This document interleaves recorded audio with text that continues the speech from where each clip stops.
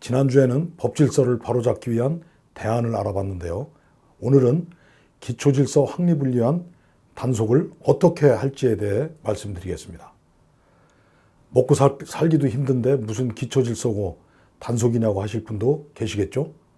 그래도 우리의 미래와 후손들을 위해서는 반드시 고치고 가야 할 것이 기초질서이기 때문에 이렇게 말씀드리는 겁니다. 지금은 비록 어렵고 힘들어도 반드시 고치면 우리 모두의 삶에 분명히 큰 도움이 될 것입니다.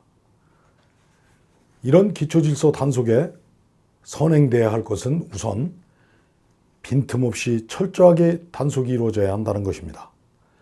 예를 들어 음주운전 단속을 할 때도 아침, 저녁, 낮, 새벽을 불문하고 수시로 그리고 장소도 옮겨가면서 단속해야 합니다. 저는 거의 매주 일요일마다 오가는 길이 있는데요. 이곳을 지나는 시간인 밤 10시가 되면 어김없이 음주운전 단속을 합니다. 그런데 이렇게 같은 장소에서 늘 같은 시간에 단속을 하면 음주운전 하시는 분들 이때 여기만 피해가면 그만이고 그것을 아는 음주운전자는 당연히 이 길로 다니지 않겠죠? 경찰도 이제는 머리를 써야 합니다. 요일, 시간, 장소를 불문하고 수시로 그리고 지속적으로 그물망 단속을 해야 합니다. 그 다음으로는 단속의 공정성과 정확성이 있어야 합니다.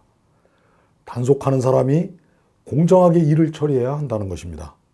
대통령이든 국회의원이든 장관이든 차관이든 누구나 단속에 걸리면 똑같이 처벌을 받아야 한다는 것이 기초입니다. 이런 기초 질서를 어기든 법을 어기든 어떤 경우에도 법을 어긴 사람은 지위 고하를 막론하고 똑같이 처벌해야 합니다. 이와 함께 중요한 것은 단 한 사람이라도 억울한 사람이 생겨서는 안 되는 거죠. 100명을 단속해 처벌하는 것도 중요하지만 억울한 한 사람의 피해자가 생겨서도 안 되겠죠.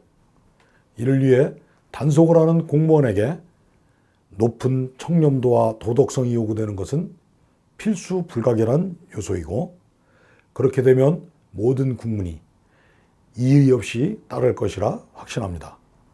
시청자 여러분, 어떻게 보셨습니까? 우리가 아무것도 아닌 것처럼 생각하는 기초가 부실하면 건물이 무너지듯이 나라의 근간이 흔들리기 때문에 바로 기초질서가 이렇게 중요하다는 것입니다. 시청자 여러분, 오늘은 여기까지입니다. 다음 시간에는 대한민국은 왜 요행사회인지 알아보도록 하겠습니다. 다음 주 금요일 저녁 8시에 다시 찾아뵙겠습니다.